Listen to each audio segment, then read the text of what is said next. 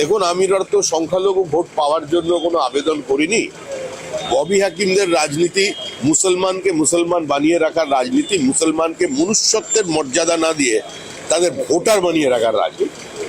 আমরা বলেছি যদি মুসলিম ভাইরা আমাদের ভোট নাও দেন তাহলেও আমরা পশ্চিমবঙ্গের তৃণমূল কংগ্রেসের বিসর্জন ঘটিয়ে দেবো। কিন্তু মুসলমানদের চিন্তা করতে বলেছি এটাই, যে ববি হাকিমের মেয়েরা কোন কলেজে পড়েছে, কোন স্কুলে পড়েছে। পশ্চিমবঙ্গে যারা এই মুসলিমদের সেন্টিমেন্ট নিয়ে, তাদের ব্লক ভোট নিয়ে রাজনীতি করেন, তারা একবার চিন্তা করুন যে তাদের বাড়িতে সন্তান সন্ততির সংখ্যা কত, আর নেতা যারা আছে ফিরহাদ হাকিম, সিদ্দিকুল্লাহ চৌধুরী কিংবা এখন জাভেদ খান, এদের সন্তান সন্ততির সংখ্যা কত, আর কোথায় পড়াশোনা করেছে, কে তাদের ছেলে মেয়েদের মাদ্রাসায় পাঠিয়েছে। একজন মুসলমান নেতার নাম বলুন সারা ভারতবর্ষে যার ছেলে মেয়ে খারিজি মাদ্রাসায় পড়েছে।